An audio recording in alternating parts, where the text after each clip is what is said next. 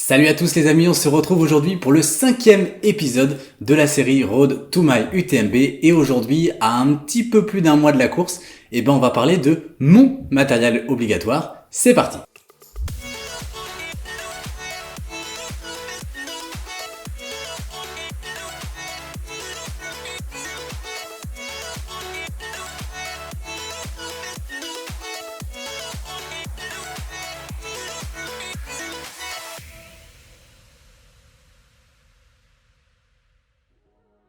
Alors pour participer à l'UTMB, il y a bien évidemment une liste de matériel obligatoire comme dans beaucoup d'autres courses et de trail et d'ultra trail en France et dans le monde.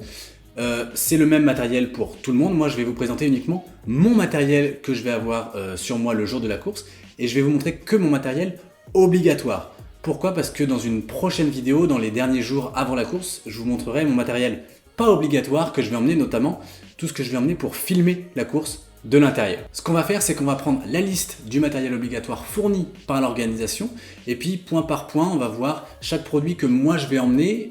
Voilà. Pourquoi j'ai emmené ça et pas autre chose? Le but c'est pas de faire un test de chaque produit là maintenant dans cette vidéo, ça serait beaucoup trop long et c'est vraiment pas le but. Et on va, en plus de faire point par point, peser chaque accessoire, chaque produit et savoir à peu près combien ça coûte à chaque fois. Donc on va voir en gros combien coûte un sac de matériel obligatoire, combien ça pèse aussi pour participer à l'UTMB. Alors le premier élément qu'il y a sur cette liste que j'ai devant moi là sur l'ordi, c'est un sac de trail. Bon, ça paraît évident, il précise sac et pas porte-gourde, peut-être que c'est interdit, je ne sais pas, de toute façon c'est pas mon objectif, mais il précise un seul sac. Alors peut-être que certains veulent partir avec 2 sacs, je ne sais pas. En tout cas moi, je vais partir avec le sac de Kalenji qui maintenant est Evadic mais que j'avais acheté il y a l'année dernière je crois, qui est un 15 litres qui fait très bien le boulot, voilà, avec pas mal de poches, pas mal de rangements. Ce sac il coûte 60 €, donc chez Decathlon, et il pèse, je l'ai sous les yeux, 370 grammes. Donc 370 grammes déjà pour avoir de quoi porter tout le reste, c'est déjà lourd pour moi. Le deuxième point qui est sur cette liste, c'est un smartphone. Alors ça évidemment, tout le monde va partir avec un téléphone. Moi, je vais prendre celui que j'utilise au quotidien. Je n'achète pas de téléphone petit, léger, etc. C'est un choix parce que je veux pouvoir prendre des photos, pouvoir avoir de la musique, des podcasts et des choses comme ça. Donc, je prends mon téléphone perso que je connais, qui tient très bien la batterie. Du coup, j'aurais pas besoin de le recharger aussi. Ça, c'est un gros point positif. J'ai pas mis le prix dans la liste et dans le total parce que voilà, il y a des téléphones qui coûtent cher, d'autres pas cher. Par contre, le poids, ça me paraît très important. Et celui-ci, il pèse 230 grammes. C'est un Xiaomi Redmi Note 8 Pro, je sais pas trop quoi, donc voilà, ça fera très bien l'affaire. 230 grammes, c'est lourd, mais j'en ai besoin et surtout envie. Les deux points d'après, c'est la couverture de survie et le sifflet pour la sécurité. Alors, la couverture de survie, bon bah voilà, je fais pas très original, j'achète ça à Decathlon, ça coûte 3 €, ça pèse 62 grammes, donc c'est vraiment le basique du basique, c'est très simple, il n'y a aucun problème avec ça, ça prend pas de place et ça fait l'affaire. Pour le sifflet, il est sur le sac, il est accroché au niveau de la poche avant pour les flasques. Donc voilà, il n'y a pas besoin de rajouter du poids, rajouter du prix. Un sifflet tout petit qui fait l'affaire, qui ne sert en gros pas à grand chose pour moi, en tout cas je ne me suis jamais servi, j'espère ne jamais avoir à m'en servir, mais voilà. Le sifflet il est directement dans le sac, donc ça c'est tout bon. Ensuite on a la bande élastique, donc pour faire des straps, je suppose. Il préconise une taille, alors je sais plus exactement laquelle, je sais que moi je l'avais déjà prédécoupé, donc voilà, je l'ai découpé à la taille minimale demandée, je l'ai scotché pour que ça prenne le moins de place possible. Alors ça voilà, ça va coûter 5 €, ça pèse à peine 30 grammes. J'ai pris le minimum, pourquoi? Parce que de toute façon je ne sais pas faire un strap, c'est pas mon métier, donc si je me blesse, ça ne me servira absolument à rien, j'irai voir les secours, donc voilà, je le prends parce que c'est obligatoire, mais je sais que je ne m'en servirai pas. Peut-être, si jamais j'ai vraiment besoin de scotcher quelque chose à mon sac, ou que ce soit que j'ai une lanière du sac qui craque, je m'en servirai, mais vraiment pas pour me faire un strap, je ne sais pas faire, donc voilà, je prends le minimum. Ensuite, là encore une fois pour la sécurité je suppose, il demande de prendre sa carte d'identité. Donc je prendrai ma carte d'identité qui est périmée depuis maintenant plus d'1 an. Donc voilà, ça pèse 4 grammes, ça ne coûte rien, ou alors je m'en souviens plus et c'est pas très important pour le coup puisque tout le monde normalement a une pièce d'identité, que ce soit une carte d'identité ou un permis ou quoi que ce soit. Donc voilà, ma petite tête, vous êtes content, vous avez tout vu, ça pèse rien, ça se met au fond du sac et ça ne sert normalement j'espère à rien. Ensuite on arrive dans la partie un petit peu plus importante, notamment pour l'alimentation et l'hydratation. Donc la première chose c'est le gobelet. Le gobelet souple, alors avant j'utilisais un gobelet qui était un peu plus volumineux mais qui était un peu plus compliqué à sortir, à déballer, etc. qui collait avec le coca. J'ai acheté ce petit gobelet qui se replie très facilement, qui est tout mou, qui est pas très grand on est d'accord, mais qui pèse rien, qui prend pas de place. Alors le gobelet il coûte 10 €, j'ai acheté ça à Intersport je crois, et ça pèse 7 grammes, donc c'est vraiment pas grand chose. Ça se met n'importe où, ça peut se tenir à la main, ça peut se mettre dans une ceinture, dans le sac, peu importe. Donc voilà, le petit gobelet pour éviter d'avoir des gobelets sur les ravitaillements, c'est pas mal. Ensuite, il demande une réserve minimum de 1 litre. Alors je vous expliquerai dans les vidéos juste avant l'événement que je partirai avec un petit peu plus qu'1 litre. En tout cas, la possibilité de prendre un peu plus qu'1 litre, pas forcément au départ, mais la possibilité d'emmener un petit peu plus d'eau entre deux ravitaillements. Moi j'utilise des flasques, alors j'utilise les flasques de Decathlon parce qu'elles fonctionnent très très bien, elles coûtent pas cher, je crois que c'est 10 € la flasque, ça nous fait 20 € pour avoir 1 litre. Je leur ai rajouté des petites pipettes pour éviter de les sortir à chaque fois, donc voilà, c'est plutôt pratique, elles sont juste dans le sac, on peut tout de suite boire facilement, c'est très très facile. Je prends pas de poche à eau dans le sac, j'utilise vraiment que des flasques. Si j'ai besoin de mettre une flasque pleine, je la mets dans le dos en plus, mais voilà, c'est tout. L'avantage de ces flasques aussi, pour les mettre dans le sac, c'est qu'elles sont fournies avec un bouchon qui peut se verrouiller, donc elles peuvent être dans le sac et ne pas se vider et tremper tout l'intérieur du sac. Ça c'est vraiment un côté très pratique, donc et bah ça coûte voilà, 20 € pour en avoir deux, et bah fatalement si elles sont remplies ça fait 1 kg d'eau, puisque 1 litre égale 1 kg. Pour ce qui est de la réserve alimentaire, alors il n'y a pas vraiment de règles précises. Je ne l'ai pas là parce que j'ai pas encore tout reçu ce que je vais prendre avec moi le jour de la course, et puis surtout que ça va beaucoup varier en fonction des portions plus ou moins longues que je vais avoir à faire, seul, sans ravitaillement, sans assistance, etc. Donc moi j'ai à peu près compté que j'avais en gros toujours sur moi 300-400 grammes de nourriture, pour l'équivalent d'à peu près 15 € en continu sur toute la course. Donc voilà, pareil, il y aura une autre vidéo où je vous présenterai tout ce que je vais manger, le plan alimentaire, etc. Mais ça sera dans les derniers jours, juste avant la course. Alors le point suivant, pour les lampes, les frontales précisément, il demande d'avoir 2 frontales avec les piles de rechange pour les 2 frontales. Moi je vais partir avec 3 frontales. Alors j'en aurai pas 3 sur moi, j'en aurai toujours que 2. Mais comme on va passer au moins une journée dehors, enfin une bonne partie d'une journée dehors, je vois pas l'intérêt d'avoir une frontale qui va peser lourd, qui va prendre du poids. Donc j'aurai toujours la possibilité de donner une frontale lourde à mon assistance et d'avoir 2 frontales un petit peu plus légères sur moi. Et bien sûr la nuit je reprendrai ce qui fonctionne le mieux. Je vous présente tout ça donc. Pour mes frontales principales, j'ai la Petzl Nao que j'ai depuis très très longtemps avec la batterie de rechange qui fonctionne très très bien. Donc voilà, ça peut faire largement une nuit rechargée avec une batterie. Une deuxième batterie pour la deuxième nuit si on n'est pas trop gourmand en énergie. Donc ça, c'est une des 2 grosses frontales que je vais utiliser. La deuxième, c'est Ligou, c'est une frontale qui est faite par une marque française. Ligou qui m'aide dans cette préparation pour l'UTMB. Donc l'avantage c'est que c'est très très léger. Vous avez vu, c'est des petits pavés qui sont lumineux qu'on va pouvoir fixer directement sur un bandeau type frontal. Voilà, ça pèse 35-36 grammes je crois. Donc l'avantage c'est que ça prend pas de place, ça se range n'importe où, on peut en avoir plusieurs.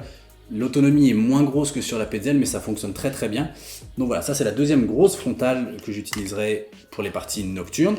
Et la petite, c'est une Petzl, alors je sais même pas le nom, Tika Plus, qui coûte pas grand chose, qui est toute légère, qui se met au fond d'une poche sans problème, avec les piles normales qui vont avec, j'enlèverai le plastique bien sûr, et ça sera la frontale légère que je porterai la journée mais qui ne me servira pas à grand chose, ou alors en début de nuit si j'ai pas tout de suite l'assistance, mais voilà, la troisième qui fera l'affaire. Donc du coup j'ai pris le poids des 2 plus grosses frontales, alors que je regarde sur moi les 2 lampes, ça fait au total 500 grammes, 450-500 grammes, les 2 grosses, et un équivalent quand même de 200, 225, 230 € pour avoir de quoi s'éclairer. Donc alors c'est des produits qui sont de marque Petzl, c'est une des grosses marques, c'est assez cher, mais voilà, je pense qu'il faut bien voir la nuit sur un ultra, c'est très très important. Avoir une petite lampe ça peut poser de gros problèmes, donc je préfère mettre le prix mais avoir quelque chose qui va vraiment fonctionner au top. Ensuite, on arrive dans la partie habillement où là, ça commence à se compliquer et surtout à prendre beaucoup de place et un peu de poids. Le premier, c'est une casquette. Bon, une casquette, moi, j'utilise tout simplement une casquette de chez Decathlon. C'est une Kalenji, j'en ai une deuxième avec laquelle je vais tourner, je pense. Voilà, ça c'est rien du tout. Ça coûte 8 €, ça pèse 41 grammes et surtout, ça sera sur la tête, donc aucun problème avec ça. Et ensuite, il y a le bonnet. Et pareil, bonnet, je prends le plus simple possible. Alors là, c'est un Salomon, je sais pas pourquoi j'avais acheté celui-ci en particulier. Il m'avait coûté 25 €, il pèse 30 grammes, il prend pas de place, il se met au fond d'un sac si on n'en a pas besoin. Donc voilà, un petit bonnet tout simple, aucun problème. Et ensuite, on arrive au plus important, et je crois qu'au matériel obligatoire, c'est le seul élément que tout le monde doit présenter, c'est la veste imperméable. Et moi, j'utilise la veste de Kalenji, de Decathlon. Alors maintenant c'est Evadict, mais c'est une veste qui coûte 70 €, donc qui coûte vraiment pas cher par rapport à beaucoup d'autres, qui pèse 203 grammes, donc qui est pas très très lourde. Voilà, alors il y a son petit pochon imperméable aussi. Je sais que sur cette course, il y a des grosses restrictions pour les vestes. Celle-ci passe toutes les restrictions, c'est 10 000 Schmerber, etc. Donc voilà, cette veste-là, elle fait très très bien l'affaire. Elle coûte 70 €, je l'ai déjà dit, c'est nickel, les coutures sont propres, donc il n'y a aucun souci, c'est pas lourd, ça fait l'affaire. J'espère que je n'aurai pas besoin de m'en servir, ou alors la nuit, si vraiment il fait un peu froid, mais qu'il pleuvra pas sur cette UTMB. Mais voilà, la veste que j'ai décidé d'utiliser, c'est celle-ci, bien évidemment, mais ça on aura aussi l'occasion d'en reparler, s'il fait vraiment très très moche, et ben j'aurai d'autres vestes que mon assistance pourra me donner pour changer si vraiment celle-ci est trempée, ou s'il faut une veste un peu plus coupe-vent que imperméable, etc. Bien qu'il faille toujours garder avec soi la couverture, la veste imperméable. Ensuite, c'est là que moi, il y a des choses que je ne vais pas utiliser, donc ça va être, je vais le prendre parce que je suis obligé, mais je vais prendre du très léger, du très basique, voilà, juste pour l'avoir, parce que je sais que je ne m'en servirai pas. Le premier, c'est le collant. Alors là, moi, j'ai un collant Salomon, il n'est pas dit que j'en achète pas un chez Decathlon à 10 € qui sera encore plus léger que celui-ci. Donc voilà, c'est un collant, alors je sais même pas le modèle exact, j'avais regardé sur... je l'avais acheté sur Iron, voilà, un Salomon, qui m'avait coûté 70 € et qui pèse 185 grammes. Donc voilà, un collant, je sais que je ne mettrai pas ça parce que même s'il fait très très froid, bah il y a un autre pantalon ensuite imperméable qu'il faut avoir que je pourrais mettre.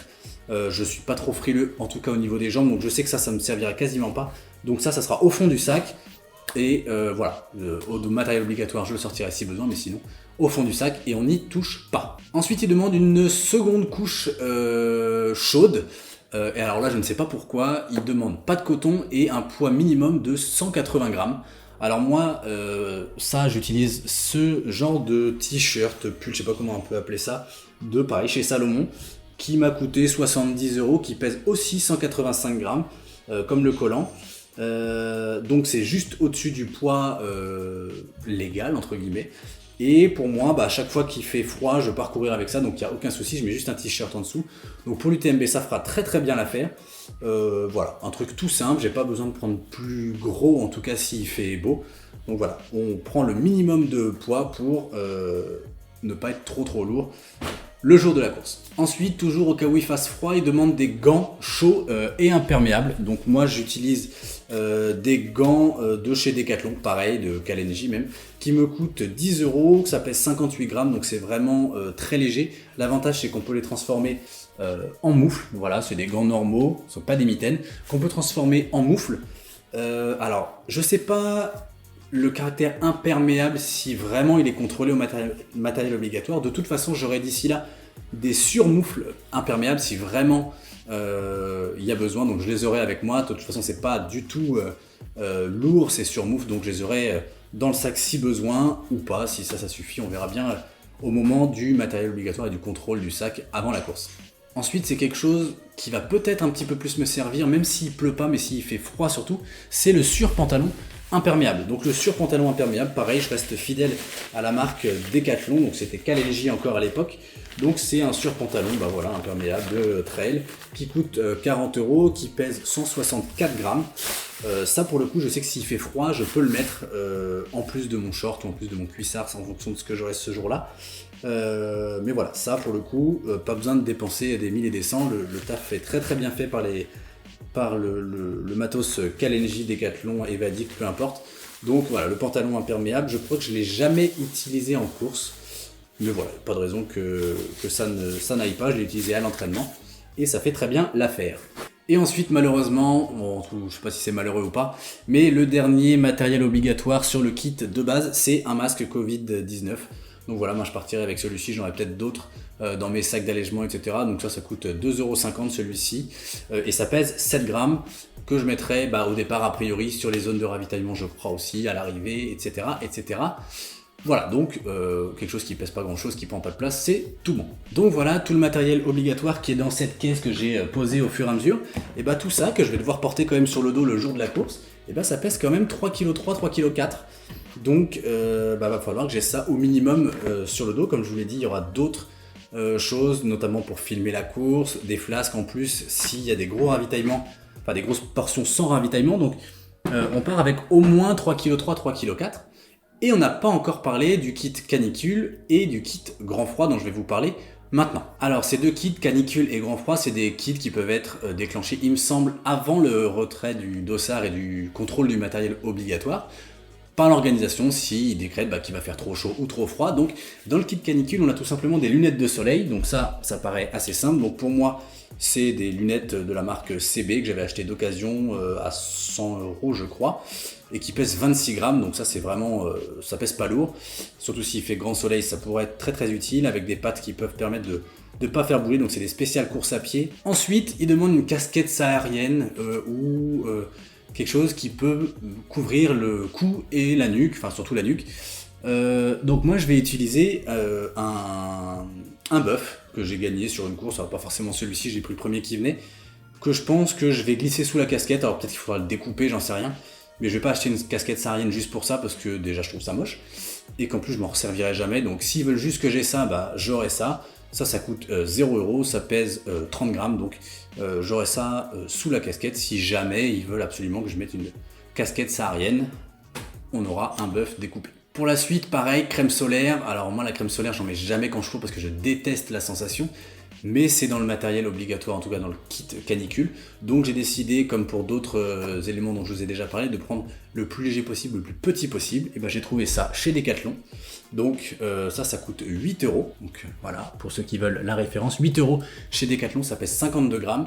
Ça se met au fond d'un sac, ça ne servira absolument à rien. Je vais laisser le plastique parce que de toute façon je ne m'en servirai pas. Je ne mets jamais de crème solaire quand je cours, mais c'est dans le matériel obligatoire. Donc je le prends au fond du sac si on me le demande pour le kit canicule. Et le dernier point sur le kit canicule, c'est une réserve d'eau de 2 litres minimum. Donc là où moi j'avais déjà 2 flasques, il faudra en rajouter obligatoirement 2 de plus, ce qui fait que ça coûtera 20€ de plus, puisque les flasques sont à 10€ chez Decathlon. Et fatalement 1 kg de plus, donc on passera à 2 kg d'eau au total en cas de déclenchement du kit canicule. Pour le kit grand froid, il demande une paire de lunettes de protection. Donc moi je vais utiliser cette paire de lunettes que j'avais acheté à l'époque pour faire du vélo, avec verres transparents, donc ils peuvent se changer. Moi j'avais mis les verres transparents, qu'il faudra que je nettoie d'ailleurs à l'occasion avant de prendre le départ de la course. Ça je sais que je ne m'en servirai pas, il y a très très peu de chances que je m'en serve. Donc ça sera dans le fond du sac si le kit grand froid est déclenché, a priori. Peu de chances que je me serve de ces lunettes. Ensuite, une troisième couche chaude que je n'ai pas encore là avec moi, que je devrais avoir d'ici quelques jours. Au moment où je tourne cette vidéo, je ne l'ai pas. Que j'achèterai chez Decathlon, donc ça sera une Quechua qui coûtera en gros une quarantaine d'euros, qui pèsera 500 grammes, un petit peu plus normalement. Donc voilà, je ne l'ai pas encore avec moi, c'est une Quechua toute simple, qui pour le coup, s'il fait très froid, pourra me servir, en espérant encore une fois que ce kit ne soit pas déclenché. Le dernier point de ce kit grand froid, c'est une paire de chaussures de trail robustes. Donc en gros, les chaussures minimalistes seraient interdites à ce moment-là. Moi, j'utilise pas de chaussures minimalistes, je pars avec les Nike Pegasus Trail 2, donc j'en aurai 2 paires différentes. Voilà, ça c'est quelque chose qui ne prend pas de poids dans le sac puisque ça sera à mes pieds, que moi j'achète personnellement d'occasion entre guillemets, mais sur Vinted, quand elles ont très très peu de kilomètres, voire qu'elles sont neuves et que je les ai à moitié prix quasiment. Donc celles-ci je les avais eues pour 80€ au lieu de 150 je crois, prix normal. Donc voilà, ça je les aurai de toute façon, que le kit grand froid ou pas soit déclenché, donc ça sera au pied. et ces deux kits grand froid et canicule, et bah ça rajoute mine de rien 150 € chacun à la note. Alors le poids c'est négligeable, c'est 1 kg pour le kit canicule, mais vous avez 1 kg d'eau compris, c'est 1 kg 100 exactement, et pour l'autre c'est 500-600 grammes, donc c'est vraiment négligeable, mais voilà, ça rajoute quand même du prix. Donc on était sur 630 € pour le kit de base, et il faut rajouter encore 150 si on veut rajouter le kit canicule et ou le kit grand froid. Sachant que moi, vous avez vu, il y a pas mal de produits Decathlon, donc ils sont pas trop chers. Bon, certes, il y a quelques produits Salomon, Petzl, etc. Mais voilà, je pense pas être celui qui va partir avec le kit, si on peut appeler ça, complet, le plus cher.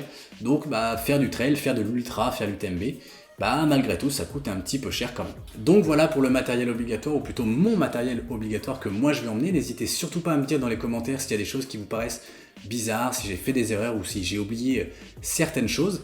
Cette vidéo, c'est la dernière vidéo de la série Road to My UTMB, en tout cas la dernière vidéo longue, puisque comme je l'avais dit, eh ben, à J-30 de l'événement, eh ben, je vais essayer de faire une vidéo par jour qui sera peut-être très courte, sans montage. Ça c'est quelque chose auquel je tiens pour que ça arrive très vite. Ça sera tourné, envoyé directement sur YouTube, et ça arrivera dès la semaine prochaine, puisque la semaine prochaine on sera à J-30. Entre temps, d'ici 2 jours, donc vendredi, je pars pour la 6000D, donc il y aura une vidéo normalement qui va tomber, je sais pas trop quand, de la 6000D, je pense sans doute pas avant le J-30, mais on verra bien. Donc voilà, je vous prépare tout ça pour le J-30 jusqu'au jour du départ de l'UTMB. En attendant la prochaine vidéo, les prochaines vidéos, n'hésitez surtout pas à mettre un petit pouce bleu sous celle-ci si elle vous a plu, à nous suivre sur Instagram, à vous abonner à la chaîne YouTube, et en attendant, surtout n'oubliez pas, portez-vous bien, ciao!